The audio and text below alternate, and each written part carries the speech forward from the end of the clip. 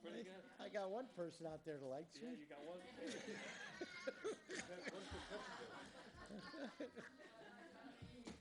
got one fan in Highland, John. I'm glad to see that. Yeah, Sure he's saying son? Sounds like Joey. I doubt it.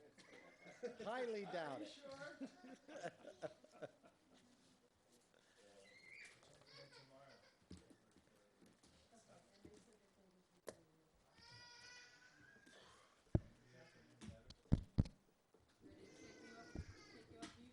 Yeah, you can take it off the end. Okay, we're going to call to order the Town of Board regular meeting for April 20th, 2022. We'll start with the Pledge of Allegiance. I Pledge allegiance to the flag Of the United States of America, and to the republic for which it stands, one nation, under God, indivisible, with liberty and justice for all.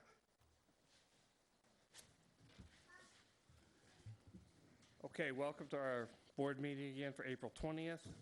We're going to start tonight off with a proclamation, memorial proclamation to Elizabeth Alfonso, and I am going to ask John Frano to read the proclamation. Good evening, everyone. 2 weeks ago, I was honored when I was asked by the family to speak at Liz's service. And tonight, I'm honored even more so to read this proclamation.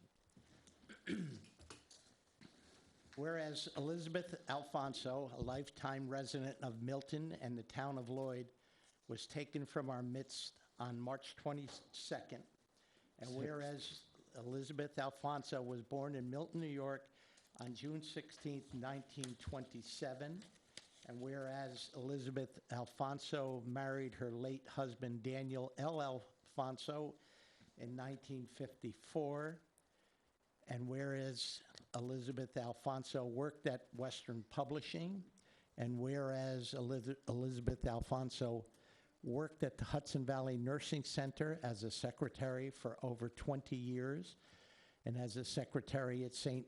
Augustine's Parish Rectory.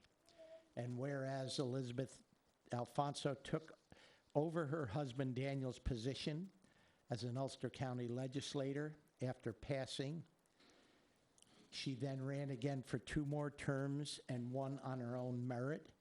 And whereas Elizabeth Alfonso held a position of Town of Lloyd historian in Highland into her 90s, and whereas Elizabeth Alfonso volunteered for so many organizations in Highland, including the Ulster County Community Action, the Girl Scouts, the Brownies, the Cub Scouts, the Boy Scouts, Highland Little League, St. Augustine's Church Thanksgiving and food drives, and the Red Cross and the March of Dimes. And whereas Elizabeth Alfonso was involved in all types of fundraising, from barbecue dinners to dinners and dances. And whereas Elizabeth Alfonso's church service for St. Augustine's Parish included being a member of the parish council, a member of the Catholic Daughters for 43 years, the St.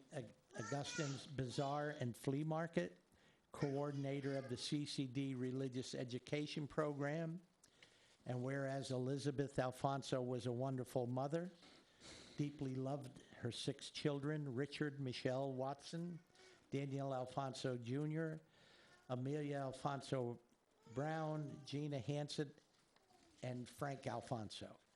And whereas Elizabeth Alfonso loved and was loved by her sister and her sister, her children, spouses, her many grandchildren, nieces, nephews, great-nieces, great-nephews, and cherished fur baby Izzy.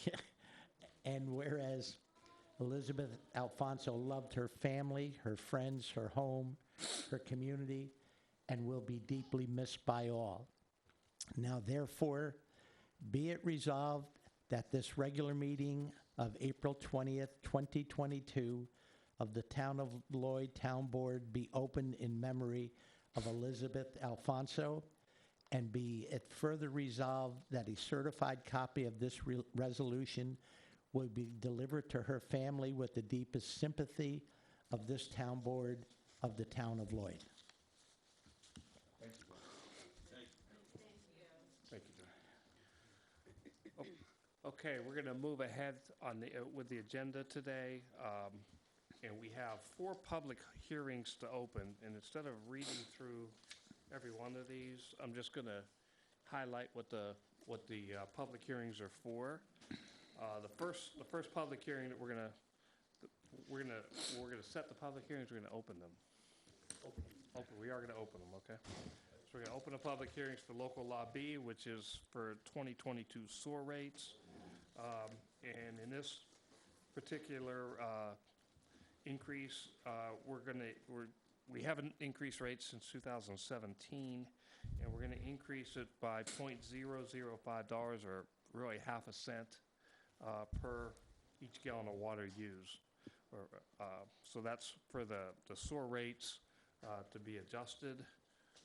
We also have local law C, which is clarification of the agricultural buffer. So it really takes the definition of the agricultural buffer, which is already part of the code, and it clarifies it to be more specific to what that buffer should consist of and how it should be. So that's the second local law. That's local law C.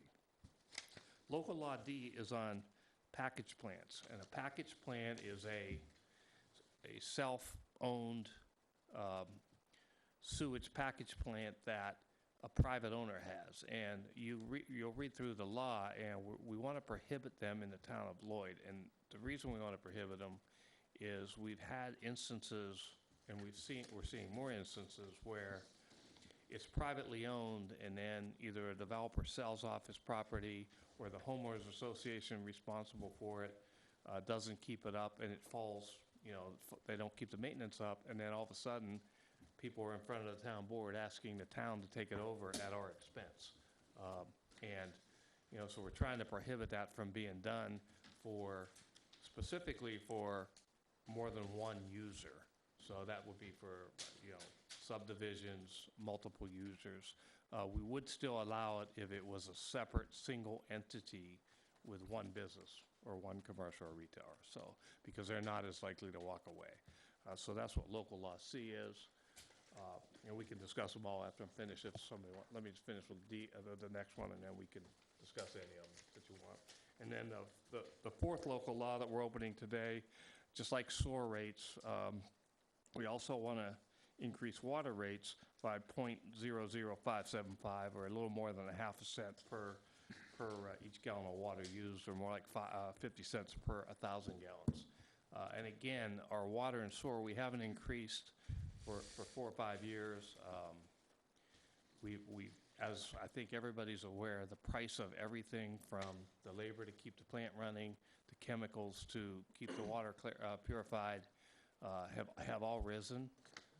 And we look at our water plant, and we know that it's not as efficient as we want it to be. So we're going to take a 2 or 3 prong approach at this. One is to start with the rates right now, because we can do it, and we haven't done it for a while. And we think the impact is only $5 a month per normal user.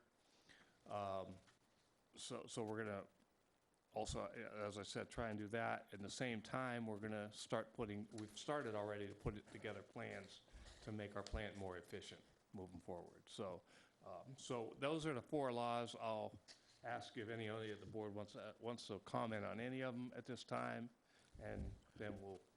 Yeah, I would like to comment on a couple of them. The sewer and the water increase, I don't like to increase fees at all. Unfortunately, and Dave, you can, or any other board member can comment, we are working in a negative. The plant is losing money at the current rates. So it's, unfortunately, it's something that has to be done. And as for the package plant,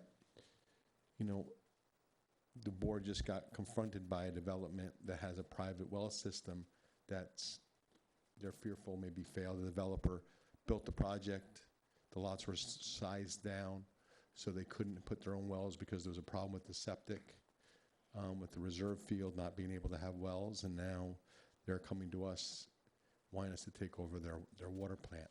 So it's been 50 years later, but these are the things that happen when a developer puts something in, sounds like a great deal, but then it ends up generations later in the town, in the taxpayers' hands. Because the reality is, the one development we're dealing with is about 30 homes, and if that well fails, we can't, as a town, just walk away and say, "Oh, you got no water, you got to move." We can't allow that to happen.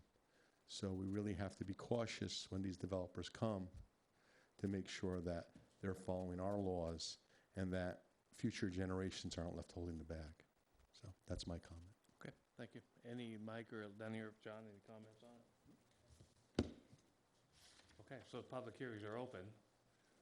If any, and also we still have the public hearing open for adaptive reuse overlay district and for the water sewer district extensions that so if there's any public comment on any of the local laws, feel free to make a comment. Okay. Good evening. Would you just turn it on for me? Sure. And then I need your name. Good. Dylan Harris, 13 North Roberts Road in Highland. I've lived here for about 7 years, but I'm also here. My law firm has a client that might be impacted by local law C. So I'm here kind of in a dual capacity. Okay. As someone that lives here. So I'm asking that, we're looking through this local law C, and it just seems like it's really going to open the town up to litigation down the line. There's a lot of questions that I have that I haven't seen in any record, minutes, or anything that I think needs to be answered before this public hearing can be closed. The first one being, how many properties are actually impacted, necessitating this 50-foot buffer?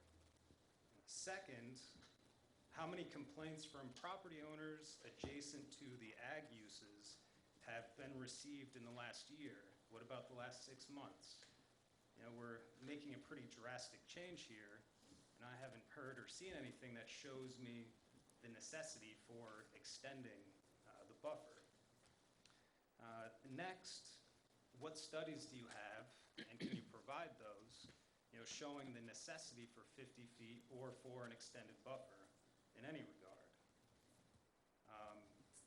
Kind of piggybacking off this, did the studies that you presumptively had done show that 50 feet is the proper amount? Why not 35? Why not 40? Why not 45? It's a very specific number. Next, what does agricultural use mean? There's no definition of this. It's not in the zoning code. There's agriculture, but there's no agriculture use definition. So that needs to be tidied up. And what this brings into question is, would it be an agricultural use if you had a goat in your backyard? Is that considered agriculture? And then would the house next door have to ensure that 50 foot of their property was not used, didn't have cement in it, didn't have a septic tank? And these are pretty drastic remedies you're looking at. And the next question is, was this referred to county planning or the Department of Health? Since it does bring up septic and underground sewer, that's something that theoretically would have to go to the Department of Health. Next, if we look at zoning code 100-1510, this allows for animal husbandry in the R1 and R2 districts. So does this mean that for a residential house, if you had 12 chickens, that your neighbor would have to have a 50-foot buffer? It seems like it's a can of worms that's being opened. On top of this, I haven't seen, I looked for it, I didn't find a GML 239 review. Since this is an amendment to a local law, or it's a new local law, you would need to do 239 review under the general municipal law. If that wasn't done, it needs to be done before this, this law can be passed. The next question is, why is the burden being put on the adjoining property owner? They're just trying to enjoy their land. Why isn't the buffer being imposed on the person that has the agricultural land? Because the way this law is written, if you read the top of it, in area of land intended to protect uses on the adjoining lot. So this is protecting the adjoining land user. This isn't for the protection of the agriculture use, but you're, impacting and you're basically taking it out on the person that has an adjoining property. And you're saying, hey, we're taking 50 feet of your property because this person has an agricultural use. Sorry, I got a few more questions. I'm trying to keep within the other 3 minutes. Good question, if you don't mind. I was curious of something, because Sure. when you talked about this, there's some things I was thinking about also. And one of the things I was thinking about is if I was the agricultural person, it seems like the law should be almost in reverse. It should be 50, it should be the opposite. The agricultural should be 50 feet or the increase away from the other property owner, because they're the ones spraying the materials if that's the case we're doing it. So would you be okay, as your law firm, would you recommend that we reverse it? That it be a 50-foot increase buffer from the agricultural from the non-agricultural? So it'd be that person, the agricultural use property would have to increase the buffer. Sure. I personally, as someone that lives in the town and that does have someone interested in this that is represented by another attorney in my firm, I think the reverse would make all the sense in the world, because I'm just trying to have a residential use perhaps, or I'm just trying to live on my property. Why can't I use 50 feet because someone else is doing something else on theirs? It should be flipped. 100%. Yeah, that's what I was thinking. I'm glad you brought that up. Yeah, and I think that's a critical point. You can't put the burden on someone else when they're not doing anything. Dylan, I'm sorry, can you get closer to the microphone? The Sorry, people yep. online are having a little trouble. Okay. Yeah, you have to actually stay very close to it. Sorry, I might put this up a little bit so I'm not hunching over. Okay, but yes, I do agree. I think if anything, it should be on the agricultural land as the person that's burdening the adjoining property. So one point I do want to make here, one thing is we're not extending it. It's already 50 feet. Okay, it has been 50 feet. All we're doing is clarifying what that buffer zone should consist of, which is the definition, which is, planted vegetation, fencing. So it's really a definition of what the law is already on the books saying 50 feet. All this does is clarify what that buffer consists of. So we're not extending it. So the 50-foot thing that you talked about, we're not changing that. That's already in the law. Just so I clarify that. Okay? And so all we're really doing here is redefining what the content of that buffer is.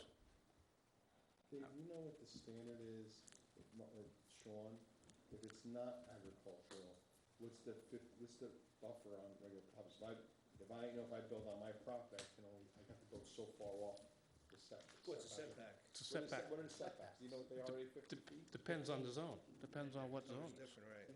Yeah, if I were in the residential district, what would my setback be if I wasn't next to agricultural land? I think, I didn't plop the agricultural land next to me. I think it's 35. Go ahead. We're getting off the point here, I Getting off the believe. point of the Sure, meeting, okay, right? let me finish, Of can I the finish law. my questions then? You have two more. Sure, so you're telling me it's been 50 feet, you're not changing that. So when we look at the law, you've got the section about storage and sewage disposal areas, which theoretically would cover a septic tank. Why would an underground septic tank be impacted by a farm use next to it? That doesn't make any sense whatsoever. I think that drafting would need to be cleared up before this would work. Further, you have pavement and blacktop. Okay. How is that going to be impacted by an agricultural use, which in R1 and R2 could be someone that has 12 chickens? I mean, you're opening up a broad can of worms here. I think, though, you're looking at the entire law as it's written today. This is the definition of just the buffer piece of that law. Okay, the law has been on the books, has always been a 50-foot buffer, and we're not talking about somebody that has 12 chickens. We're talking about an agricultural zone where there's a different use next to it. That's the only place this applies. And I think that's pretty clear, and all we're doing here is defining what that buffer content consists of. Where in the law is the agricultural zone? I'm sorry, I can't find that. Well, if you look at the zoning map, you'll see what piece of the town is zoned agricultural. In this local law, where does it say agricultural zone is the only zone that's impacted? Well, it's an Well, I think- agricultural buffer. Yeah, I think you might have there's other areas in town that might be Sean- agricultural uses. Sean, when we open up this law, though, 'cause he brings up a good point, can we change the buffer zone and make it 35 feet or make it less? Or change the law that the agricultural person has to have the buffer, not the thing is, right now, residential? what this relates to is new developments. It's not gonna, if you have a house now, it's not gonna, you don't have to create a buffer zone if you're next to an agricultural use. This is for new projects that come into the town, saying if you're gonna build a subdivision next to an agricultural use, there should be, well, the intent of the law is to create a buffer. So a single-family house, so let's say your home. If your home is bordering a farm, when we pass this law, and you want to build 35 feet from your property line, because you can't do it, you have to be 50, is that, even though Well, you're if I'm already there, I can build. you're already there because, It's not gonna affect my current use. And if the problem with putting it back on agricultural, you're talking about existing agricultural uses. You can't go to somebody and say, you have to create a buffer on your agricultural use, so you have to change your land and put a 50-foot in it. So this is for new projects, new subdivisions and so forth. it's only for new, it's not a guy Where is that in wants the to put law? it's not a guy that wants to put a garage up and now has to be 50 feet if he That's can gonna be, be the setback. I think if you're. so it'd be, he'd have to be 50 feet, not 35, Well, but there's because always that's the law is. So it would be applied to someone that's in front of the ZBA or planning board that wants to make a change to the property. If they The want new to change their setback. site plan, absolutely. It's not a new setback. It's always been 50 feet. But the things So that you can keep- be you in the keep bringing that setback- up, and I'm the gonna thing- correct you again The on things that. that can be in the setback is my point. That's what you're changing. Yes, absolutely. So now That's the if, change. if I have a 50 feet and someone is farming 2 acres over, they don't use the property anywhere near me, as the law is written, this is to protect me. What am I being protected from? Why can't I Well, it's- put can I finish? Why can't I put a driveway in? Why can't I put a septic tank in that 50 feet if something is 2 acres over and not impacting me? That doesn't make a whole lot of sense to me. Well, it would only affect you if you're going you for just- subdivision, site plan, or site plan amendment. So that's not new projects, that's an existing project, you're telling me then? Microphone needs to be closer to you. I'm sorry. May we ask who your client is? No, not right now. Okay. So one other question, Sean. How much does the agricultural markets law affect us also? Well, see, I really, right now, you can only do so much. Farmers have a lot of freedom to act. And like I said, the problem is, I don't think you can go in and say, you have to create you're an existing use. Right. You have to create a 50-foot buffer. That's a problem, saying you have an existing use that's been allowed. You're probably, even if it's not conforming, it's a prior non-conforming use. So we can't say you have to change, how you use your property. See, Sean, and I know that ag and markets, there's a lot of things that they can do that we can't as a non-farm. So I think that, to limit a property owner, to me, doesn't make sense. Oh, that's a policy. Because decision. they have so many freedoms as farmers. I'm not saying they should, it's great that they do, but then to put a law on an adjacent property owner just because they happen to be next to a farm, I don't really think is fair. Right, but like I said, it is only if you're before subdivision or site plan or site plan amendment. Right. So that would be if you're looking for a site plan. But site plans are specific uses that have to go for site plan. If you want to put a garage on your property, generally, you're not looking at a site plan. Right. If you're encroaching on if you want to I had to modify. do a plan for a fence, Sean. Well, you need a plan, but that's not a site plan approval. You didn't have to go to the planning board or ZBA for site plan approval. Right, it's really if you want to change the site plan, you're going to have to comply with it. Can you, You're basically talking about these, if you look in the code, there's specific uses that subdivision or site plan would apply to. Right, this is just the definition portion of changing and clarifying the definition portion for a law that already exists. So we're not changing the So buffer. anybody that's going before ZBA or the planning board right now, I mean, if this law is enacted, then they'd have to follow the definition. But the law's already there. The law is there, but so. But the so what definition changes what they can do.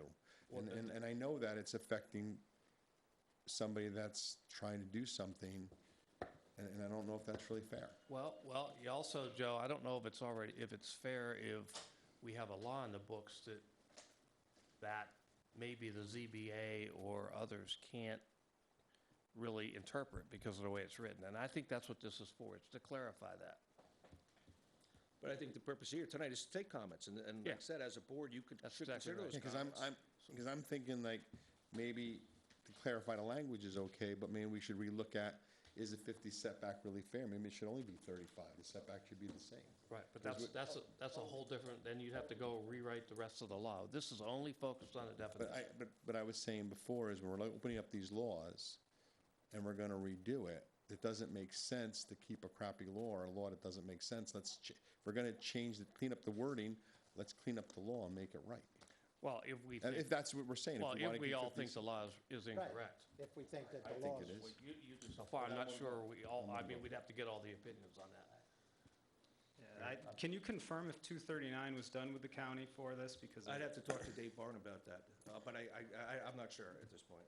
okay, well, I would request then that the public hearing be at least opened up until the next town board meeting to be voted on. We're not going to close it tonight. Okay, yeah, because I think that's one big answer, because the 239, I would say, is absolutely necessary. Yeah, and we wouldn't close it until the next regular board meeting. We wouldn't close it at a workshop, so it would be a month from now at the Okay. least.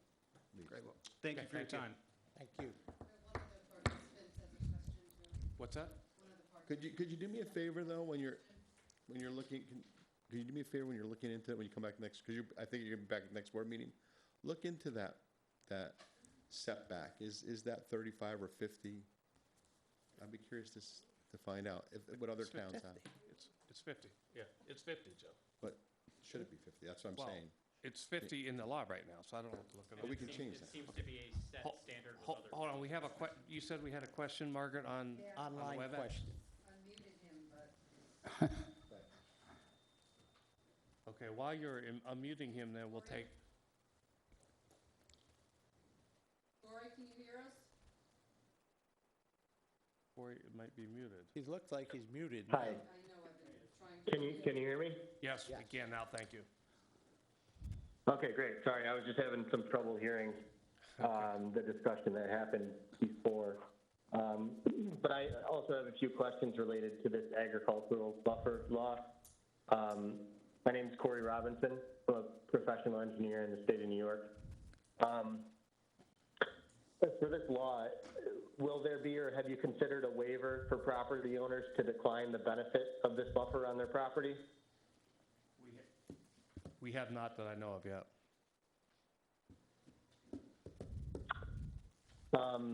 What impact to existing property values will this have by restricting like potential future subdivisions or other things of that nature by placing the restriction of virtually all development within this buffer area? Have you considered that? Well, you're asking a question, and basically, as I said, the only thing we're changing is the content of the buffer, so I don't think it'll have any effect on property values. Yeah, and I think the purpose of this is take public comment. It's not really a question and answer period. Right, it's not a take question and public answer. comment You and can to make your consider- comments, so we to can consider move the on. comments and address them. Okay. It's not a give and take session, so. I have a few more comments then. It mentions in the law to provide a noise buffer to the property. I'm wondering if there was a noise study conducted to model the impacts of farm equipment on neighboring properties to determine this 50-foot distance. If so, what decibel levels were deemed acceptable? Or will farmers be required in the future to conduct noise studies on their properties to protect these adjoining properties that are affected by this law?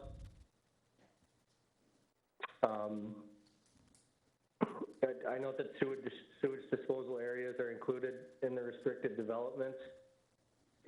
I'm struggling to understand what benefit to the owner there is to the owner by prohibiting their subsurface septic disposal systems within this buffer. The New York State design regulations require 10 feet from the property line for a subsurface sewage disposal system. I'm wondering what justified increasing this by 5 times. Will this restriction also be applied to future septic expansion areas for existing or proposed uses? And what kind of impacts will that have on restricting the expansion of an existing septic system by limiting septic areas within this buffer.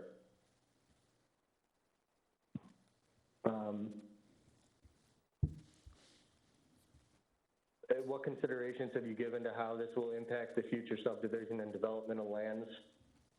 This buffer will create a substantial restriction on developable area for the impacted properties, and will also restrict development by eliminating possible subdivisions due to the additional restriction on septic placements. Have you considered lots that are surrounded on three sides by agricultural uses? How can a flag lot be created if pavement's restricted within this buffer? There would be nowhere to put a driveway. I'm wondering if you've considered like a method to notify landowners of adjoining agriculture uses, like when the farm's going to be spraying crops or using loud equipment near the property line, rather than placing a restrictive buffer on the owner's property.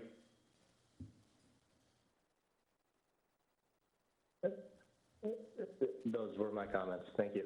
Okay, thank you. Okay, I think we had a question here in the room, or some comments in the room. You'll say your name and... Scott Anselm. I thank the last speaker, who is the engineer for Pepinos, and the last live speaker, who is working on behalf of Mr. Giampertone, who is also the attorney for that client, if that clarifies anything. There is a little bit that needs to be explained. Again, as the supervisor mentioned, nothing is being changed in the actual law itself that has been on the books since prior to 2003. All this does is clarify what the definition of the actual buffer is. The buffer, as stated in the law, which is current, states, which applies to all districts, which is zoning chapter 100, that buffers adjacent to actively farmed lands within the New York State certified district. This town board cannot change those definitions within that certified district. Those are governed by New York State. The town can make suggestions, and I'm sure Mr. Murphy can attest to that. The state has the authority over that district. We have protections for New York State right to farm laws within those districts that are protected by New York State, that the town can't supersede state law. Town can set a law, it can't be more strict than what is less strict of the state level. As far as Councilman Mazzetti, you pointed out about maybe it's a little too restrictive for the adjoining property owner. That's set by New York State. New York State law states that a farmer's right to farm every square inch of their property right up until their boundary line cannot be impeded, and the town can't make law that actually puts a restriction on the farm. So buffers have been put in place on adjoining non-conforming lots to a actively farmed land within a certified agricultural district. So this isn't to say an R1 or an R2, as the comment came out, if I have 12 chickens, you don't qualify. This law doesn't apply to you. This buffer doesn't apply to you. This applies only to those in the agricultural district. So to say that that is a possibility, it's not, because this is an agricultural district. So there's a little bit of misunderstanding and misconstrued information as it goes back and forth. Again, there's a lot of information with this that is set by New York State, and a lot of the law is already on the books. The only thing they're doing is clarifying the definition of what that agricultural buffer is, of what the intent of the original law by saying agricultural buffer. When you say agricultural buffer, the reason they're put there is not to protect the adjacent homeowner, it's to protect the farmer from liability for actively farming their land under the governing practices that have been done for centuries. I apologize, my grandmother was a Litz, I'm a little bit long-winded. We've come to this town, we have been here for generations. We have farmed these lands for generations. March 6th of this year celebrates 100 years that my dad's grandfather purchased the farm here. While he was the head chef of the Waldorf Astoria, he came up to Highland, his good friend who was the front of the house, Oscar Churchgreet of the Waldorf, the famed Oscar of the Waldorf, who owned his family farm, was the culinarian's home. August Zimmerman came here in 1922. He purchased our farm on Station Road, which was the then Clintondale to Station Road. My dad was born in 1945. We were 4 houses and 7 farms. Although I like to tease him, Roosevelt was still president. We are the last farm on a road of over 40 houses. These laws aren't meant to protect the neighboring properties as much as they are to protect the farm from the encroachment of now new development. We are losing we are losing farms in our towns across Ulster County, across our state, across our country due to development. We're not trying to stop development. We're not new. We haven't come, I congratulate you for living here for 7 years. Highland is a great town. We've been here for centuries. Our family has been here since before Queen Anne. Set the letters patent for the town of Esopus. Those who can't do quick British math, that's before 1700. We're not new. We can only stay here and survive and thrive if right to farm laws are protected, if our farmers are protected. Ulster County Planning Board, I spoke with Dennis Doyle, and I spoke with Jeff Kehoe on a state level. So to answer your questions, Mr. Mazzetti, yes, they have been advised. I spoke with them. They were actually very happy, and you can speak with Dennis Doyle at the county level. His comment was, when all these suggestions came out to the new comprehensive plans, they were ecstatic that the town of Lloyd and a few surrounding towns went to the extent that they did at the suggestion of the county to create these buffers, to protect the farmland that we have. New York State Jeff Kehoe, the same. Jeff Kehoe stated the only thing that he would have suggested is that they would have done more. Our buffer states plainly what they wanted, what they saw when they created this town code. New York State is always looking to protect their farmers. They're looking to protect their farmers more than they have now because we don't want to lose them. Again, my dad is 3rd generation, my brothers and I are 4th generation. Our nieces and nephews come planting and harvest season, our 5th generation to farm on our side. On my mother's side, we go back again generations. What allows us to stay in Highland and thrive, and our communities to thrive, are our farmers. You know, we hope that you take those into consideration, that you understand that this is just a clarification of what is already the law to protect that buffer from non-conforming uses adjoining each other. If not, and these aren't strengthened and these aren't understood, then the farmer next to a non-conforming lot in the agricultural district, not R1, not R2, not general business, in non-conforming lots within the agricultural district, while they're performing their normal duties, they're susceptible to lawsuits. There are many local farmers who have been susceptible to overspray from spraying because of non-conforming lots within their district that didn't adhere to a buffer, that didn't give them the protections. The town of Lloyd already has that on the books. They're already affording their farmers the opportunity of protecting themselves. All this law change does, which isn't technically a law change, it's a definition, clarifies the definition of what is allowed in that buffer. And I appreciate your time. Thank you. Sean, can I just ask a question? Because he's throwing around some terminology, and I'm a little perplexed by a couple of things he said. So is this law going to only affect land in an agricultural zone? So if there's a farm in a non-agricultural zone, then they wouldn't have to adhere to the buffer because it's not an agricultural zone, or is it any? As long as they're stamped by New York State Hold on, and I'm the asking county. Sean, you had your chance. Sean, or is it all farms and not, as he said, in an agricultural zone? Well, it's going to be, pursuant to the way the law is written right now, it's any active agricultural use. So it's not a zone, it's any farm. If I'm by a farmer that fits the definition because he's selling, I think it's $10,000 worth of product, then that's a working farm, and then that property adjacent to that farm would be subject to this, correct? Yes, if there's a property So it's next to not an a active zone, it's a farm. property next, not, as he said, is a zone, it's any property next to a working farm. Okay, that was my clarification. The other thing I was curious is, when is a farm not a farm anymore? So, like, for example, on Vineyard Avenue, there's all those abandoned farms. A couple of my grandparents, they haven't been farmed or worked in 30 years. Are they still considered a farm because they're in a residential zone? Well, like I said, to be certified by New York State to be an active farm, you have to, there's certain requirements. Just like to get the ag exemption, you have to be an active farm. So they wouldn't constitute a farm to those That's neighbors. correct. So the old Gaffney If they're- farm, if the old the- if Monty the use has farm, been abandoned. paternal farm, that wouldn't constitute, they've been Right. abandoned. If the use has been abandoned, it's not an active agricultural use. It's the same as, what Sean said was right. It's the same as to get the agriculture exemption. You have to meet certain criteria. So this would be the same thing. You have to meet certain criteria to be recognized as a working farm by the Ag and Markets Law. And I'd just like to point out, I'm sure Wendy and Sean could clarify further, there are very few and far in between farms that are not in the agricultural district that are outside of that. There are a handful on Chodikee Lake Road, there are a handful on Pancake Hollow that are not in the stamped zone agricultural district, but in order to be included in those, Those properties must meet certain criteria. They must apply to the town must submit it to the county must certify it and send it to the state, which the state then has to certify as well. So these aren't just anybody who's growing property and or produce and reaching a certain threshold. In order to get those exemptions and be certified, in order to get those exemptions, they have to go through a process. So it's not just anybody in their backyard in R1 or R2 growing chickens, having a couple of goats. These are farms that are actually substantial farms that are doing the work of being farmers. Just wanted to make that clear. We understand. Thank you. Thank you. Any other comments on any of the 4 local laws or the adaptive reuse law?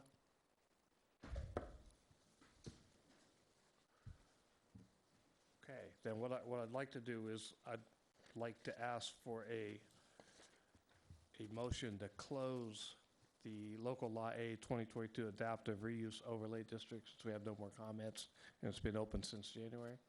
Motion. Second. All in favor? Aye. Aye. I'm going to recuse myself from anything that produces with the adaptive reuse. It was pointed out to me that in the original adaptive reuse, one of the properties I own was designated in that zone to be used for adaptive reuse. Also, as we do the new definition, some of the other properties that I own could be considered for adaptive reuse. I don't want anybody to say that I voted on a law that could or could not benefit me, so I'm going to recuse myself from voting on anything. Okay, that's thank you. adaptive reuse. So then the motion to close the public hearing on adaptive reuse is 4-0 and Joe is recused. Correct? Correct. Okay. Okay. We're going to move forward with the rest of the agenda now. We'll start with the town board liaisons. Is there anything, Lenny or Joe from the audit committee, that is of importance right now? I mean, we've been signing things. Seems like the process is moving along pretty good. Yeah, what you've done seems to be streamlining it. I'll be honest with you. It seems to be working better, so I appreciate that. Okay, great. And that for everybody, we've done some work on the voucher process to kind of clarify it. So I just want to make sure it's moving forward. We're moving forward in a good way. Okay, building department, I'll go through all of mine at first. The only thing I say about the building department, you've seen the report at the workshop. They're busy right now. They've been working on a lot of inspections. We did get a letter back from the people on 69 North Road, okay, where the person's trying to actually buy that house. It's an estate issue, but they did want to let us know they didn't forget about it. They've got the quote to cut the trees and to get rid of the trash. They've got a structural engineer lined up, and they're in the process of getting titles for the vehicles. So hopefully that'll be cleaned up in the near future. Oh, so they won't say that. The other ones I have. A quick question on that. It's not titles for the vehicles, they're registered. If they're not registered, they're supposed to be taken away. Right. I think that's what they meant to say, but we'll validate that. Right. Good point. Yeah, they're working on getting the stuff all done. That was really the key. I was glad that they actually responded, which sometimes, as you know, they don't, right? They ignore us. But I'm just a little concerned about that whole thing. That I get it, we're going to clean up the property, I get that, but we have laws such as you can't have more than one unregistered vehicle, and why are we not enforcing them? So that's something that should have been done immediately. They should have been towed out of there. Okay, noted. Okay, we move forward to my next one's the EDC, and I have met with the EDC. They're updating the brochures for all the businesses. I think we've seen some of them. They've also started to put some updates on our website. And there's been some progress. I know the bank building in town closed yesterday, so there were people in it, and they're starting to figure out what they're going to do with that building. So I think Lenny and I stopped in today. We saw them as we were walking through the neighborhood. So I think that's positive. No new news for me with the police. So I'll move up to ECC and Councilman Guerrero. There was no meeting. Somebody in someone's family contacted COVID, so they canceled the meeting. They didn't want to take a chance.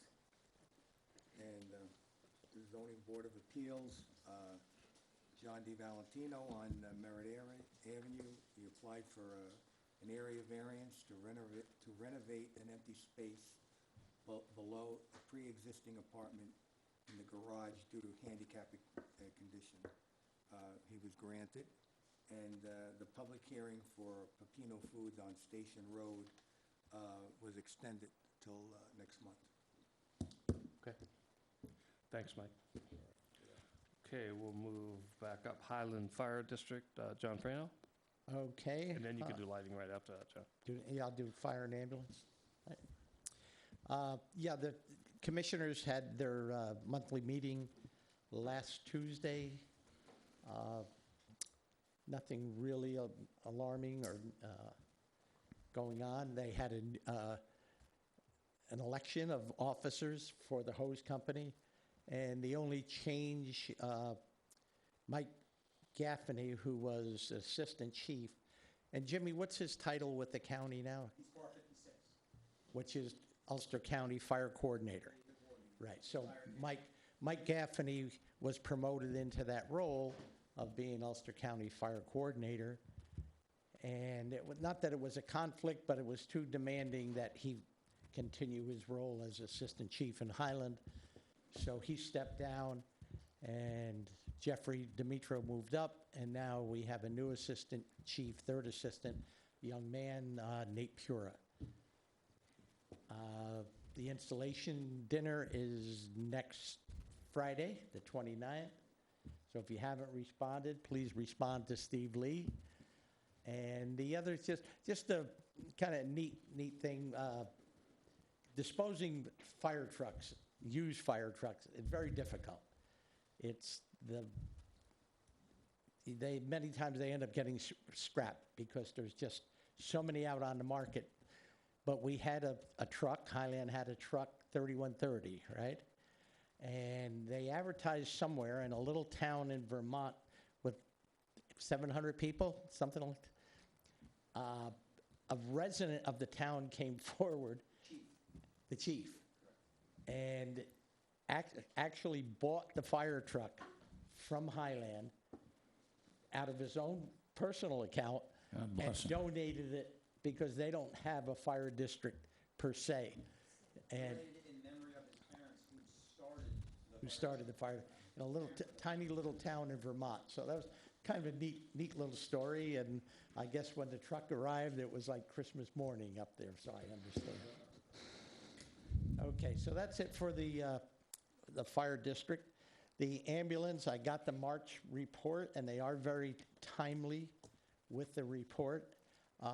Before I get into the report, I just want to mention on Facebook, if you can believe Facebook, which this is,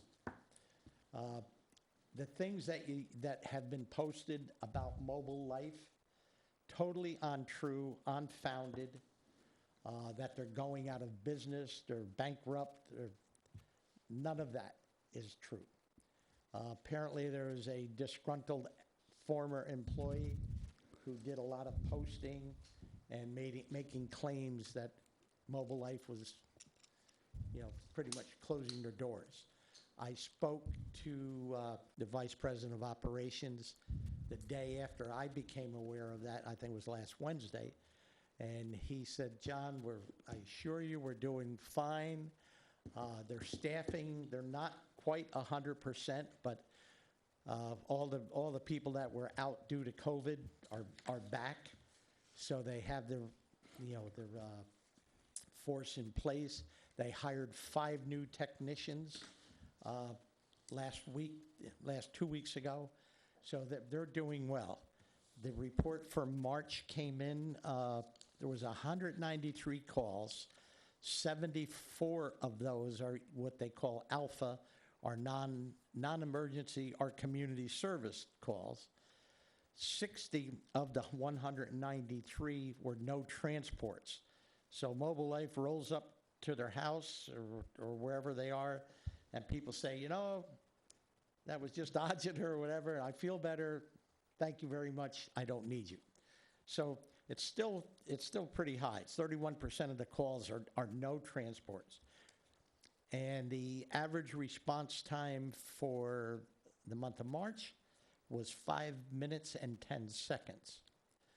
And with some input from one of our local residents who's quite involved, made a good point. He asked me if we could revise the report that we get and show response for alpha or for ALS and BLS rather than a combined report.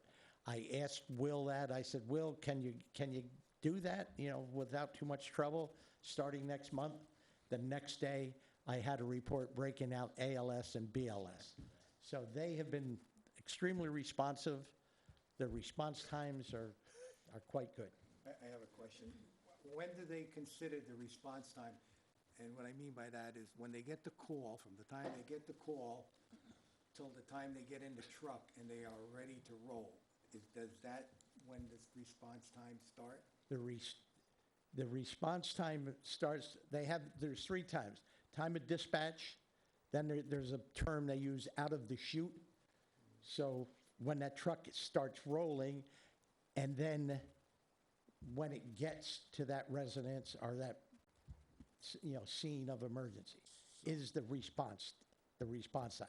There's dispatch, out of the chute, and response. Response is when they say we are on the scene. Well, when does the time start? At dispatch, Okay, from the very beginning. right, Okay. That's what he asked. right. That's what I asked it.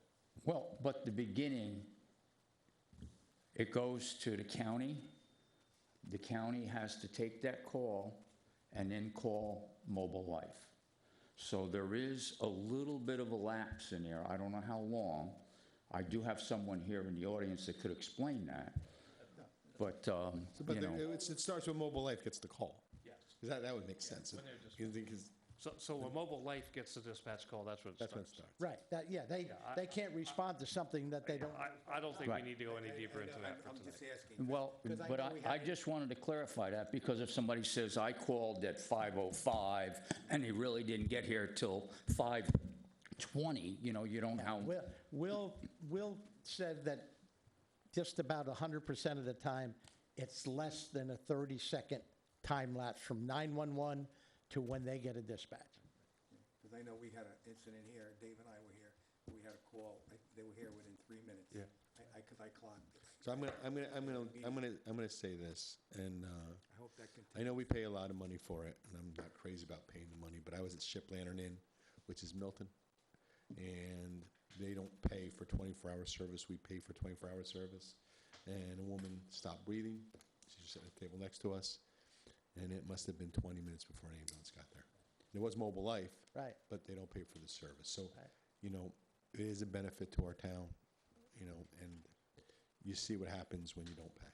Yeah. And And it's hard, you can't put a price. What's the price of a life? yeah, you know? can't make it perfect. You You're can't not put a gonna, you price could on spend $2-3 million and still miss a call. So I think, and I know there's some stuff going on with the county at EMS to help some of the other towns. But when I go to the Ulster County Supervisors meeting, they laud us for our service of ambulance because, we get the benefit. It actually ends up being a benefit that we have the nursing homes and get the calls because that call volume brings down our price. That's why Marlboro, et cetera, can't afford it, same as we can. So I know there's a lot of criticism thrown at ambulance because everybody, it's, as John said, it could be a life involved. So I think we all understand the emotion of it. But I think all in all, our service right now for what we're paying is on par with, it's at least better than most of the towns in Ulster County. No, I'll leave it at that. Okay? All right. You want to move on to lights, John? Okay. The Light District. I don't know if I could say this publicly, but Central Hudson's, but I will. You're getting like me, John. Central Hudson, their response time for lights being out, it's not even poor. It's beyond poor. We Central have an Hudson. online, we have an online report that you submit. I have a contact that I contact, and he says, I'll look into it. And at best, they are poor. And I'm going to be drafting a letter to the Vice President of Customer Service and there's the town court, the parking lot light out here has been out for, I don't know, 2 months. And it's Longer than that. And it's the only light in the parking lot for night court. That's a bad situation. We had one on Haviland Road, 9W, Wilson Avenue, intersection. 2 months. God bless. I begged for them to respond to repairing the light. I'm just going to comment on this. It's about Central Hudson. For anybody in the audience, tell your friends, tell anybody watching, call your assemblyman, which is Jonathan Jacobson, or your senator, which is Hinchy Michelle, because I know they're contacting Central Hudson about this bills that we're getting, this usurious, obscene amount of money they're charging us, because it's ridiculous. And I know that farming is very important, and they're really being affected with all the fuel and everything. But this electric is ridiculous. So call them, and hopefully, if we put enough smoke or enough fire under them, they'll do something about these charges. Okay, moving along on lighting. Next workshop, I've been talking, I don't know, we've had probably 4 or 5 meetings with Steve Harriman, who represents the company Real Term Energy. And everyone has ways to save on electric. This is a different proposal that they're making. Dave and I, we've had a couple of video calls with them. If they deliver what they say they can deliver, it could be significant. And it's not energy savings, it's cost of operation savings. We got to the point, we said, well, we need to do something. I invited Steve in next month for the workshop to explain the program. It's no cost to the town. Over the course, there's a few different scenarios. There's a 5-year program, a 7-year, but there's no additional cost to what we're doing now, but over the long term, it's probably $3 million savings over a 20-year period with better service, because they will also contract for the service of the equipment, of the lights and stuff. So we invited them in and said, I want the whole board to hear what you have to offer. And they've recently, locally, town of Warwick, another town in Orange County, Goshen, that they've recently did this conversion with. They've done about 300 in New York State. So they're worth listening to, worth our time. So he'll be here next week at our next workshop. And last thing on lighting, Bridgeview, we're plugging along. We have it marked out where it's not set. Who does the utilities, Rich? Yes, Think Safely. They will be there Monday. Rich and I marked out 4 areas where we want them to just, search and see where the utilities run so it doesn't interfere with our project. We have a draft RFP in place that I sent to you, I believe, yesterday, that we will hopefully go out to bid and look at it. If we probably can't afford to do the entire community, but we might be able to do it in phase 1 and phase 2 and start to do the conversion up there. So after we dig safely, we're going to use the water department truck to actually dig some test holes and just see what we have to make sure we're not digging where we have gas lines and other things that might be not so favorable. Okay, thanks, Jeff. That's it for lighting. Okay, thank you. We'll move on to Highland Central School District, or Councilman Mazzetti. Sure. Let's see. The Spring Gala will be held on April 23rd at Novella's in New Paltz. Tickets are $65 a piece. All proceeds will be to support a mini grant for teachers' projects. The alumni, there's 3 alumni this year. The first alumni is Patty Stevens, who's a long-time retired foreign language teacher. She taught Spanish and French at the high school and middle school. This is really interesting about Patty. I didn't know this about her. She started out a charity called Love Out Loud, which awards money in the name of her daughter Alicia, who was killed tragically in a car accident. And it's a scholarship, and so far she's donated $21,000 in scholarship money to Highland. God bless her. Residents. The next honoree is Pete Miller. He's the class of 1971, works as the District Director of Operations and Maintenance at Highland Central School District. He's also our fire chief, which I know you guys know that. And he's the second honoree. Now, I've saved the best for last. This name's a little hard to pronounce. Oh, maybe you can help me out, Lenny. You want to read it yourself, or you want me to read it? Alpha Uniform Charlie, Hotel Mike, Oscar, Delta Yankee. So, our not only Letty Moody, or Leonard, they didn't have your year. I know you graduated around my parents' time. What year did you? 67. 67. Year I was born. So, Lenny is the third honoree, and he serves as our councilman. He served as deputy supervisor. He has been a member of the American Legion for 48 years, instrumental in our Highland Landing Park. He owned Leonard Moody and Sons Construction. Did I leave anything else out? There's a lot. I'm on a board of directors at the cemetery. There you go. All right. Thank you. Thank you all. Okay. This is interesting, and it just goes to show how great kids we have. So our sixth graders decided that they wanted to do something about the crisis in the Ukraine. So they wanted to raise money and give it to the Global Giving Ukraine Crisis Relief Fund. Their goal is $1,500, and they've raised right now $1,155. So go sixth graders. Way to go. God bless them. And this is the part that every school parent wants to hear, is that their child is either the valedictorian or salutatorian. And right now, Caitlin McPeck has been named the valedictorian of the class of 2022, and Demetrius Bedakakis has been named the salutatorian.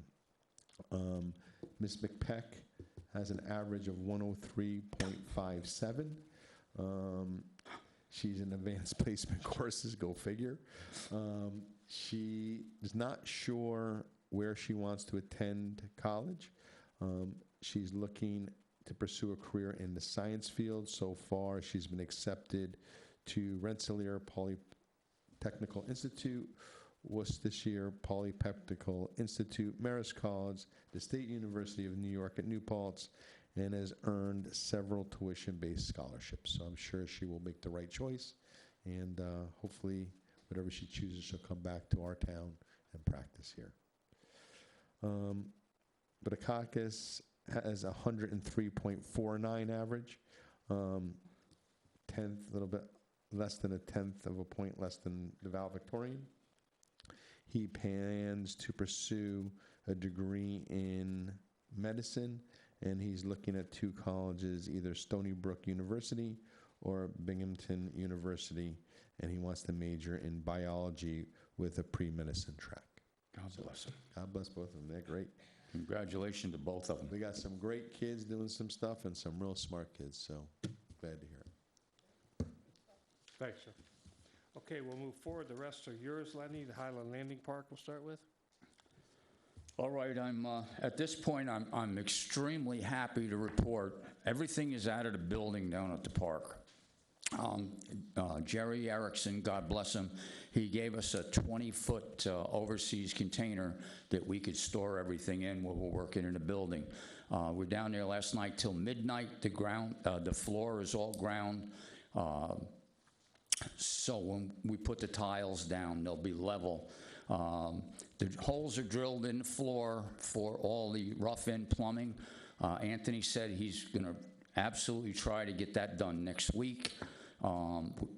Peter, Mr. Belizzi, has a little bit of electrical stuff to do, and then we can get the insulation, blown foam insulation in there, get that done, and then start to put the whole thing back together. So I appreciate everything that everybody's done this far, and I shouldn't say this, but hopefully by maybe midsummer, we can have the bathrooms open. So that's sort of the plan. That's more or less it right down, as far as the park goes. Lenny, can I just make a comment? And this is something I think. Pardon? Can I just make a comment? And if you could do it, it'd be great for those bathrooms. I mean, I think we want to be energy efficient and conservative. If we could try and put the men's urinals to be waterless toilets, I think that'd be a great statement. They know they have them up at the rail trail at the park. They have the waterless toilets. If we could do that too, I think it'd be a great All statement. right, actually, that's not in the plan at the moment, but I'll have to speak to the plumber. We got to put some more holes in the floor if we're going to do that. We got enough room? It's close because of ADA compliant, where, you know, we have to have a 5-foot circle for a wheelchair, so it's kind of close. All right. Okay, we'll look into that. Thank you. Planning board? All right, the March 24th meeting, Mazzella Frank special use permit to harvest some timber on 18 Tricia Boulevard, that was discussed. Property Management LLC, commercial site plan for 24 Main Street. They want a yoga studio on the bottom and a couple of apartments upstairs. Lewis Nathan, special use permit at 240 Vineyard Avenue. It's actually right across the street from Joey's mom. An apartment over top of a garage, auxiliary apartment. The villages, the applicants requesting a modification of conditions that need to be complete prior to the chair signing the site plan. The views applicant is requesting an extension of the site plan approval, and Mazzella Frank applied to seek an extension of special use permit for their garage and accessory apartment. That's all I have on that. So, water and sewer? Hudson Valley Rail Trail. I concede my time to Mr. Pelizzi. So there's a lot of things happening on the rail trail. One of the major things was last week with the 4 inches of rain. We had a little flooding between 101 New Falls. A little flooding? And the overpass at New Falls Road, where it kind of jumped there, and the poor gentleman behind on the other side, the house was under, I don't know, 3-4 feet of water. Yeah, that's all I looked at, yeah. Yeah, luckily we didn't have a lot of damage to the trail. The Walkill Valley Rail Trail up on, I can't think of the road, where the lakes are, right, in Rosendale. What's that road? Anyway, they had massive flood damage, wiping out the trail. Yeah, Bidwater. Yeah, Bidwater Road. So also, we've had local PAC 70. They made some birdhouses, put them along the trail from the Caboose to Tony Williams. There's roughly 15, 16 different colors. It kind of pops out. I finally, Brooks and Brooks did the mileage on the rail trail. I had a pin every quarter mile. I'm just going to mark the half miles. I have a Caboose stencil and put the mileage on that all the way to South Road. So when people have races to schools or different things, it's already on the trail. They just have to use that. And Richie's been very helpful with the cleanup, the town. Coming along. That's it. Okay. Thank you. Thanks, Peter. And last one you have is water and sewer. Water and sewer. At our at our meeting last Thursday, main discussion was on Stewart's, about the sewer extension and whether to put in a single E1 pump station for them, or to put in a wet well and collect everybody from around there, and then pump it back up. As of right now, the water and sewer administrator is not too keen on that idea. We have a meeting tomorrow morning about that. And in the views, actually, they were at our meeting. Instead of running gravity from their project back north on 9W, they're proposing to put in a pump station and pump it into another one of our pump stations that the town owns, and run it back that way. So that's where we are with that. Okay. Thanks, Lenny. Okay, if we move forward on the agenda, just for a couple updates. Tilson Talk, and I've been personally spending a lot of time on this. I think you all know we've got 2 bids in this project. For people who are not aware of it, it's been going on for at least 10 years, probably longer. Almost 20, but it got finalized maybe 2011-13, and that's when they started the engineering work. We put the bids out. If you remember, we didn't expect to have enough money to do the whole project. We had $4.2 million left of the initial federal bid, and the bids came in. So we split the bid out as a base bid and a ad alternate, and the bids came in at like 1.75 and 4.45. It ended up being $6.2 million, and we have $4.2 million. So we can award the base bid and start to work on the top of talk while we continue to try and get funding for the rest. So, I know Richie and I have talked about it. We sat through the meetings, and they want us to modify the project to see if we can spend more of the initial or do more, and you can't get the whole work done, and you don't want to do part of it and not do it right. So I have been calling all of our congressmen, our state senator, our state assemblymen. We've put in for additional grants with our U.S. senators and our U.S. Congress as earmarks. We're not getting anybody just saying they're going to hand it out yet. But, I've kind of been, and maybe I've been overly dramatic with it a little bit, but I've met with DOT a couple times. I've met with Ulster County Transportation, and DOT sends you back to Ulster County. Ulster County sends you back to DOT. So it's kind of government at its worst. I mean, to put it simply, where you keep getting sent back. I mean, I even sat there and told them, this is like the worst process I've ever dealt with. Okay, I'm being flat out frank and honest with you right now. So so I'm still working to get money. I've gotten calls from these offices, but any help we can get to try and get, additional funding for that. I've got some matching commitment from Ulster County in around $300,000 to $500,000. If we can match that, they'll match it. That gets us a little closer, but we're still going to need more funds to fix it. And it's the way I look at it. We've been told to start the project. We've cut trees down. We've moved utilities. There's holes in the road. There's a retaining wall falling down. And they're saying, well, town, you have to fund the rest of it. And to me, that's like holding our town hostage for a project that they start, that they requested us to start, and for a project that's federally funded. And I don't think it's right to put that $2 million bill on our town. But, as I think through it, I also don't want to lose the $4.2 million we have, right? So as I think through it, we're going to have to think going forward what we do, all the calls that we could make. This is an election year, and all the calls we could make to try and get help we should make. If we get to the point we've extended the awarding of the bid out 30 days to give us more time to work on this, but by the May meeting, we have to either award the bid or not award the bid.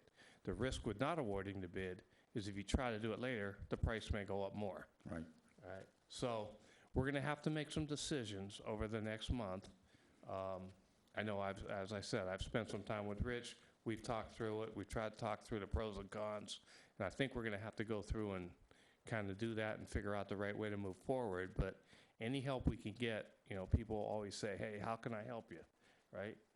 I think now's the time you want to call congressman, your senator, your assemblyman, whoever you can get help from, and let's try and get something started in Lloyd that'll be positive for the town, something people have been waiting for a while, and clean up that road that, to me, looks like a war zone right now.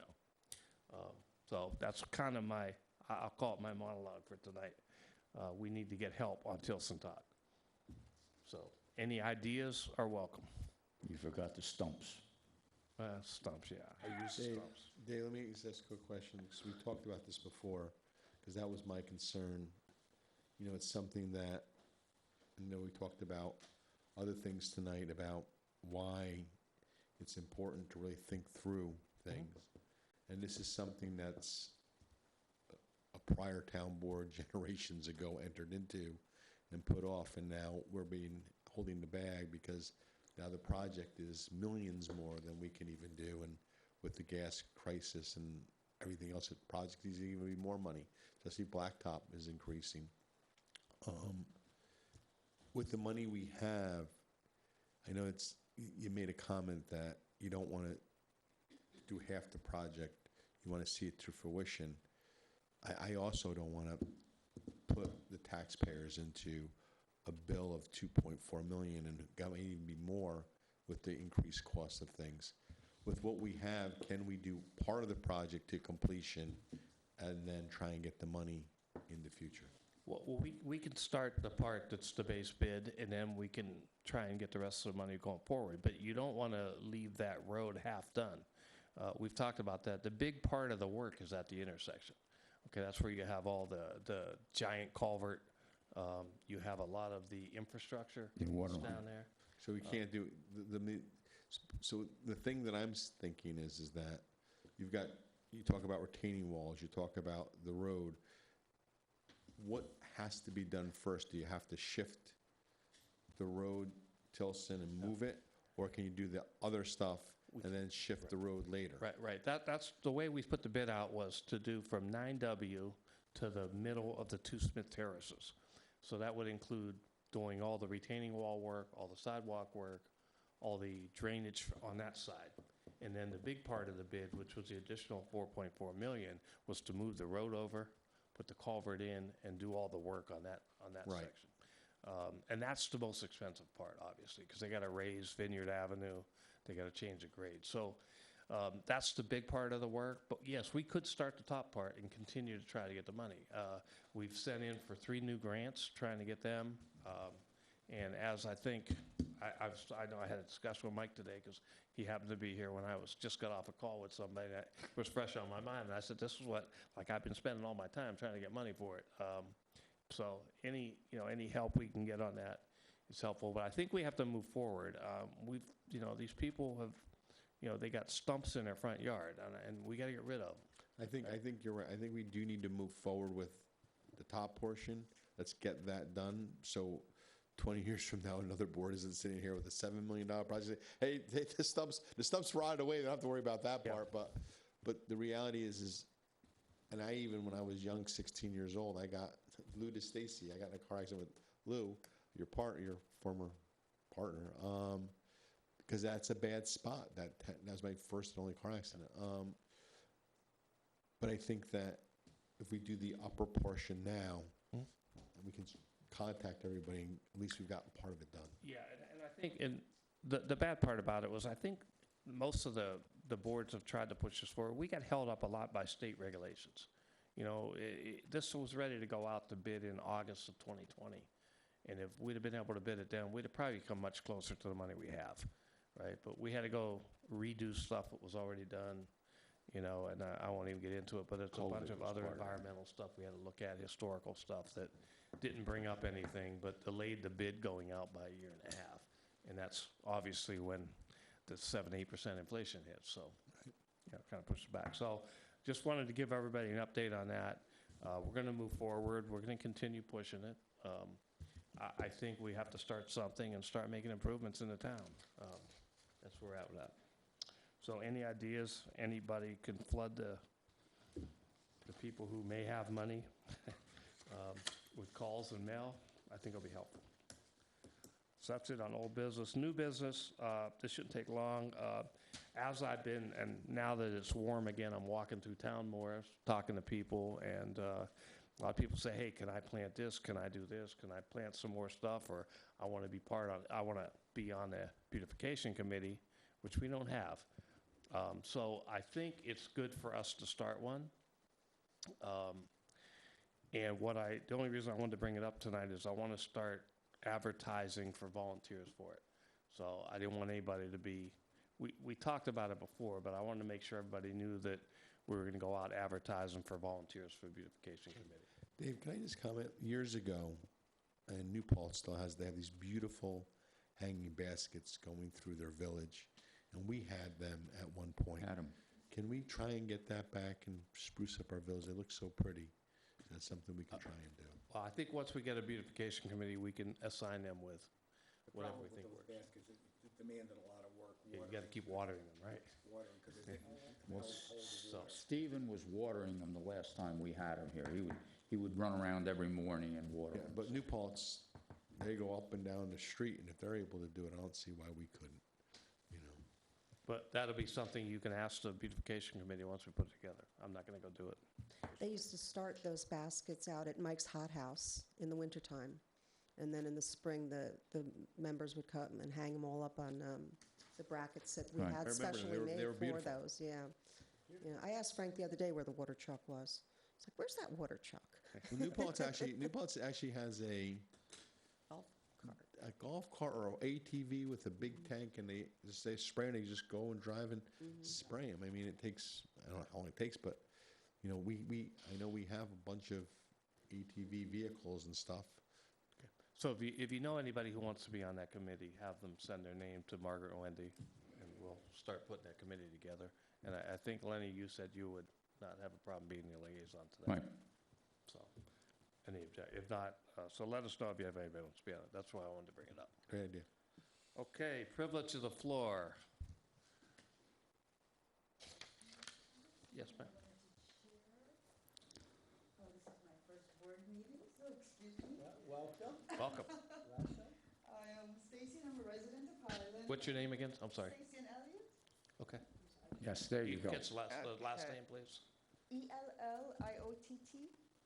Okay. Stacian, Staciann. Thank you. Yes. Got it. I'm a Highland resident, Oh, even welcome. though I'm part of Plattekill, I guess the Highland School District, but the Plattekill building board meeting. The reason why I'm here today, I'm asking the board if they could reconsider putting a turn-in lane on 299 between 206 and 222. It is my understanding that this was considered about 10 years ago, and part of the reason why it was not approved at the time was they said there was not enough accidents that were reported for a turning lane. So for a few reasons, I am asking the board to reconsider that. The first reason why is it says reported accidents, and I know for a fact that a lot of people have accidents that are not reported. I know myself have had a few, and the other person actually asked if they could settle it rather than have our insurance go up, so we did that. Right. So that's one of the reasons. A next reason is that from Lowe's in Highland all the way down to 9W, that area is the only area that have multiple businesses that does not have a turning lane.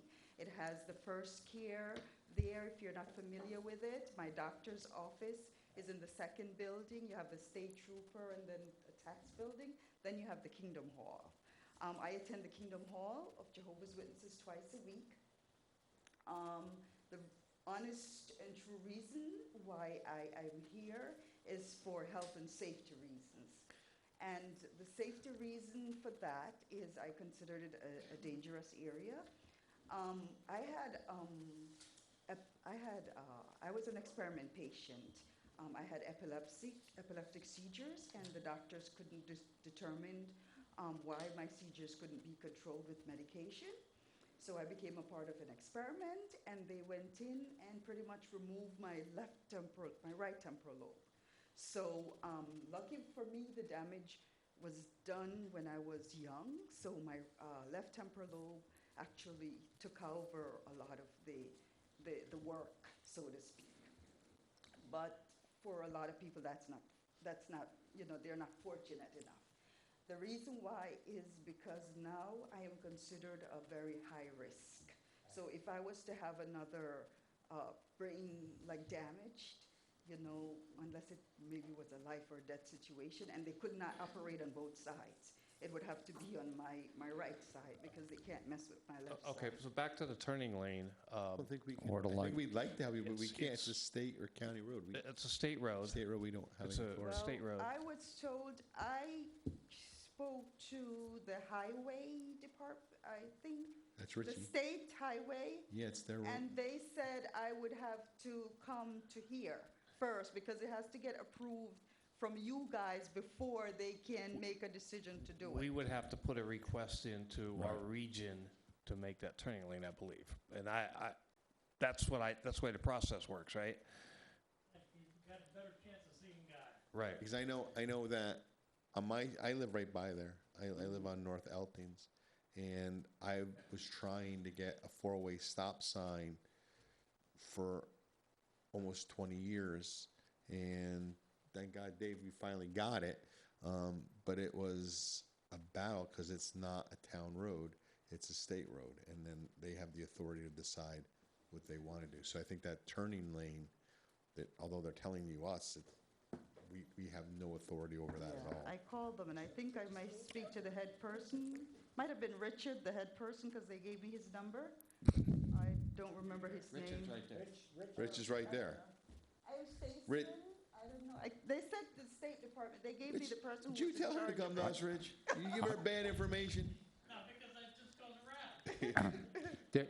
The most we can actually do is just call them up and ask them if they'll do a study, all right? Which God only knows how long that would take, but we could make that request for you. Yeah, and right now I'm trying to make a no turn on red, because the problem we're having is at that Lowe's intersection, there's a lot of people crossing to use the rail trail, and people in the right-hand lane coming from Station, or vice versa, coming from Lowe's going to New Paltz. If you're walking across the street and you make the right, people are getting hit or almost getting hit crossing the road, even though they have the right of way, because people are making the right on red, they don't see them. And just to even get that done is like pulling teeth. Is They there didn't wanna even hear when I was coming down 9W, I was on 299, and then I noticed that somebody stopped, they were gonna turn. Then a next person stopped behind them, and they were waiting, so I came up and I kind of went around. Now, if that middle person had decided, oh, I'm gonna go around now, I could have gotten hit, because I most likely would have been in their blind spot. Okay, so I think we understand the problem, and I don't think we want to sit here and talk about all the potential actions we could have or not. The question, I think, to this board is, should we write a letter to the state? We can do that. That's all we can do. Say, can you look at the possibility of a turning lane between 206 and 222 Route 299 and get their answer back? I think that's what we can do. Right, we could, and So- that's about all we're limited that we can do. I mean, we could sit here and discuss it about what accident can occur where all night, and it's not going to help this. Well, We where does can it, call, we where- can do that. where's the turning lane? I wouldn't want to limit it. I would say we should request a turning lane from wherever we see fit. I can tell you one was just requested by Ulster County legislator at 199, Route 299, and it got turned down.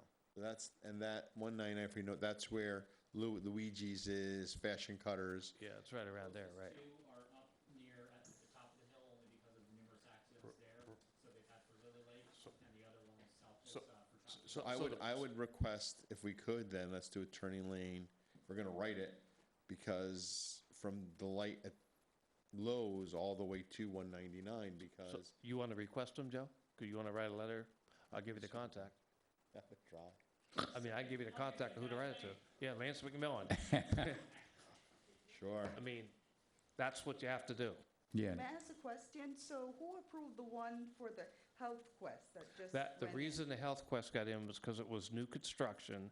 They had to work with DOT on the cutouts, the curb cutouts, and at that time, based on the traffic flow, Right. when that site plan came forward, DOT agreed to put it in. And the developer actually paid to have that put in, which is the big difference, because if the developer's willing to pay for it, the state will consider it. In this case, they would probably come back to us as a town and say, if you're willing to pay for it and we agree with you, then you could do it on our road. So that's kind of the difference. They were putting Health Quest in at that time. The safety engineers for Health Quest said, I want a turning lane in there. DOT said, that's fine with us if you pay for it. And that's kind of how that came about. Yeah, and it's kind of like what's going on right by Hannaford's. That developer's trying to get a light or a turning lane, and he's willing to pay for it. And, you know, like we were, part of the conversation, when you're sitting there, we don't even have the money right now to do this project. We're 2-point-something million short.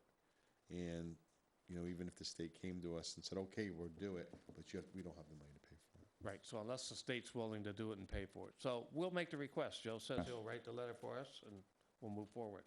Okay, thank you. Okay, thank you. All right. Thank Nice you. hat, by the way. Okay, anybody else for privilege of the floor? Yeah, Dave, just give me a sample and the address, and I'll get I'll it. get it to you, no problem. Okay, if not, we'll move on to motions and resolutions. All right. So, A, resolution, whereas the town of Lloyd has introduced a local law, so this is for adaptive reuse. This is for performing the seeker. This is a part one, it's a part one and part two of the full environmental assessment form, considering the factors and considering environmental effects of the amendment to Chapter 100 as contained in the local law by repealing the definition of adaptive reuse building and adding the new term adaptive reuse project and adding section 123-3 entitled adaptive reuse overlay district. The town board and the town of Lloyd has determined the adoption of the local law will have no significant environmental impact. Now, therefore, it's resolved at the town board of the town of Lloyd that the local law to amend Chapter 100 entitled Zoning of the Code of Town of Lloyd as set forth above will have no significant environmental impact, and the board hereby issues a negative declaration pursuant to Part 617 of the New York State Environmental Quality Review Act. And Sean went through and filled out the form. Dave Barton, and in accordance with Sean, filled out the form to answer the Part 1 and Part 2. So I need a resolution to move the seeker forward for this law. Need a motion. Need a motion. Make the motion. A second? Second. Okay, and is Joe, are you voting on this? No. I'm not going to go So- any A or B. You want to do a roll call, Wendy, on this? Yeah, roll call. Frano, Yes. Lapcheck, Yes. Akmoody, Yes. Guerrero, No. Mazzetti. Abstain. You're voting no? Yes, that's correct. Okay, so motion carried 3-1. The next motion is actually to adapt the local law A. So it's a resolution, whereas local law A to amend the code of the town of Lloyd, Chapter 100, titled zoning. Town of Lloyd to repeal the current definition of adaptive reuse in the zoning code and adding a section to 108 to include a term, the definition of adaptive reuse project, and to add a new section 1023.3 entitled adaptive reuse overlay district, which was introduced at a town board meeting held on 19th of January 2022 at 7 p.m. This is a type 1 action under seeker, and part 1 of a full environmental assessment form has been prepared on behalf of the town, with the town board assuming lead agency to do all the necessary reviews in this matter. And whereas a public hearing was scheduled for 16th day of February 2022 at 7 p.m., continued on the 16th day of March 2022 at 7 p.m., and continued on the 20th day of April 2022 at 7 p.m., and the town clerk published and posted a notice of said hearing in accordance with the law and circulated pursuant to the Town of Lloyd Code and New York State General Municipal Law to the Town of Lloyd Planning Board, the Ulster County Planning Board, and any other interesting agents for response prior to public hearing. And whereas the town's planning board has recommended that the town law be enacted as proposed, and whereas the Ulster County Planning Board has provided a response to the town, which indicating that the Ulster County Planning Board is very supportive of the proposed law and of the adaptive reuse of underutilized buildings in general, and suggested minor revisions to local law, which the town board has considered and addressed. And the town board has considered these recommendations, determined that it is in the best interest of the town to proceed with the local law in the form attached hereto, and a public hearing has been held there on the 16th of February, 2022, at 7 p.m., continued through March, and continued to the 20th day of April, at which time all interested persons were given an opportunity to be heard thereon at the public hearing, and the public hearing was closed. Now therefore be it resolved that local law A of 2022 be enacted in the form attached here as Schedule A, which is the law that's posted in the current section 100-8, and to enact a new section 100-8, adding a new term and definition for adaptive reuse project, and adding section 1023.3 entitled Adaptive Reuse Overlay District. Can I get a motion to adopt the local law? Motion. Second? Roll Roll call. call, please. Frano, Yes. Plavcheck, Yes. Akmoody, Yes. Guerrero, No. Mazzetti. Abstain. Okay, motion moved. Okay, C, resolution to authorize the payment of vouchers as audited by the audit committee. Motion. Zeddy, second. Second? Moreno? Okay, all in favor? Aye. Aye. Okay, the resolution D, to accept the resignation of Joan Corey as a part-time police officer effective April 23rd, 2022. Motion. Second. Mazzetti and Guerrero, all in favor? Aye. Aye. Aye. Okay, resolution E. Whereas the town of Lloyd recognizes the importance of accurately locating and tracking various town-owned assets, and whereas the town of Lloyd desires to maintain records of existing and new assets related to the water store, highway, building, stormwater, and so forth, and the town board recognizes the cost savings to the town of having a means to generate them highly accurate mapping by town employees rather than hiring an outside firm to collect and map those assets. And whereas after following the procurement policy of the town of Lloyd and collecting 3 written quotes for the purchase, now therefore be resolved that the town of Lloyd will purchase a Leica GG04 Plus Ultimate Smart Antenna Package from Main Technical Source for an amount of $9,950, with monies coming from account 8010.2, which is the building department. What's that? Building department equipment. Right, building department equipment. So can I get a motion? Motion. Second. Discussion. Okay. So, and if you guys can't answer this, I get it. So, but you said something key. So this is equipment we're buying, and our employees are gonna have to then map out the stuff? This is equipment that we have. This is the software to run that equipment. It's equipment and software that will utilize the pads we already have, the smart pads. So anytime we do mapping, we can put it in there. So if one of Adam's guys locates a valve, they can take this antenna system and it will automatically put that location into our system. So but this is for the building department, or this is for all departments? So It's for Richie, your guys would all- get it? Yeah. Everybody would get it. So if there's a stormwater drain or some type of drainage or something, you guys, Yep. you can just hit this antenna, it's gonna map it out for you? Yep. Is there any training that we have to? We'll do the training ourselves. We've already used it in the building department. This is an upgrade to the equipment and new software, and Dave and his team have agreed to train any of Adam's people or any of Richie's people. Does the company give any training for this 90? Yes, they do. Thanks. And I just have one question. I know we received 3 bids. Mhm. This was the middle bid. This was the middle bid. I assume because the warranty on this was double of what the other one was? The warranty was better, and it's compatible with the hardware we currently have. And the proximity of service is like in Wappingers versus It's local. California? Yeah. And how much training is he going to give us? Do you guys know? I don't think it takes much. I think you could sit down with somebody for an hour and learn how to use it. It's not a big deal training. You know, I'm just saying because I know that when we buy equipment, it comes with training. Yep. And I'd like to see with this training that either we definitely have key people from each department sit down and then be able to turnkey it to the rest of the people. I think that's important.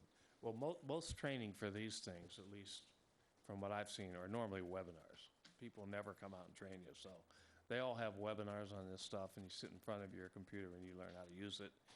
The building department knows how to use it, and they've offered to train any of Richie's people that need to use it or any of our people. So I think we're good as far as training, and if we need more from the company, we'll request it. Okay. Okay. I think we had the two motions, right? We had your two Yes. motions. Yep. Vote. All in favor? Aye. All opposed? Okay. Okay, Resolution F, authorizing the submission, okay, so let me just make sure, everybody, so last meeting, we agreed to hire LaBerge to do the smart growth plan, and start to work, would help us revise the comprehensive plan. So what this resolution does is it authorizes submission of the application for a Hudson River Valley Greenway Planning Grant Program to support the Town of Lloyd Comprehensive Plan update. So whereas the Town of Lloyd has a comprehensive plan, it was last updated in 2013, and whereas it's recommended that comprehensive plans in general be updated at least every 10 years. And whereas the Town of Lloyd has identified the Hudson River Valley Greenway Planning Grant to assist with funding the development of an update to the town comp plan. And whereas the Town of Lloyd is a greenway community and seeks to apply to the Hudson River Valley Greenway for a grant under the Hudson River Valley Greenway Planning Grant Program for the project entitled Town of Lloyd Comprehensive Plan Update to be located in Town of Lloyd. Now therefore be it resolved that the governing board of the Town of Lloyd hereby does approve and endorse the application for a grant under the Hudson River Valley Greenway Planning Grant Program for a project known as Town of Lloyd Comprehensive Plan Update and located within this community. So I get a motion? Motion. Second. Discussion. So a grant means we're not going to pay it back, correct? Right, this grant is a Greenway grant. The max you can get is $10,000. And if we accept a grant, we would spend that $10,000 on a comprehensive plan. Great, thanks. Okay, you want to do, Roll call. Roll call. Frano. Yes. Povcheck. yes. Akhmoudi. Yes. Greenway, or I'm sorry, Greenway. Greenway, Greenway, Mike. That's some Italian name you got. Guerrero Greenway. Yes. Mazzetti. Yes. Better to be called Green. I was reading it. Okay, Resolution G. Proposed resolution to purchase the following equipment. 2022 John Deere 5100M utility tractor for $72,366.60 with a 2022 Alamo Machete 3 Machete. mower. 22 Falcon 4-ton hot box dump trailer for $36,655, which totals $181,317.32. Financing will be provided through the use of the Highway's 2021 unexpended funds at the recommendation of Rich Klotz, Highway Superintendent, effective immediately. Motion. All items are being purchased through Sourcewell of New York State OGS. Got a motion from Mazzetti? Second by Guerrero. Do roll call since it's financial. Frano. Yes. Povcheck. Yes. Akhmoudi. Yes. Guerrero. Yes. Mazzetti. Yes. Okay, and Resolution H. Proposed resolution for the restoration project of our currently owned 2006 International 7600 dump to be replaced with a new stainless steel body with $73,675 and a new paint at for $5,000, a total cost of $78,675. Financing will be provided through the use of Highway's 2021 unexpended funds at the recommendation of Rich Klotz, Highway Superintendent. All work is pending the Orange County bid proposal number, which we will be piggyback to. Motion. Second. Discussion. Rich, I got a quick question for you. Would it be better just to sell this truck and buy you a new one at 70? What would it cost to get a new one? 400, but. Well, the truck runs good, Joe. Yeah, but it's a 2006. It's almost 20 years old. It's got a low mileage on it. It's just at the body shop. So what I want to do, that's why I want to buy the stainless steel body. Right. Put that on the truck, run it for another 5 or 6 years, and if the truck goes down the tubes, you still got a good body, because it's stainless steel. And this truck's diesel? Oh, yes. Okay. And these trucks don't have all that, I get it. which is a headache. Okay. Okay, roll call. Frano, Yes. Slavchek, Yes. Akmoody, Yes. Guerrero, Yes. Mazzetti. Okay, motion carried. Anything else tonight?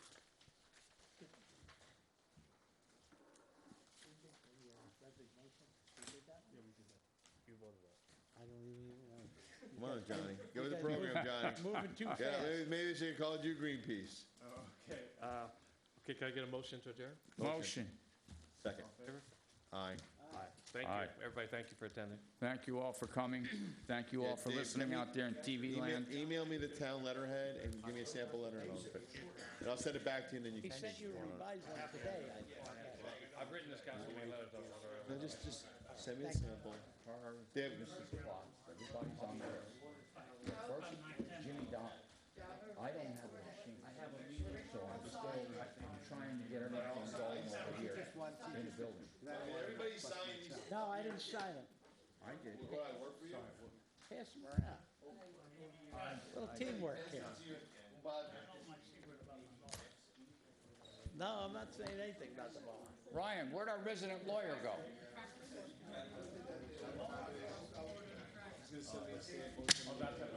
Lenny,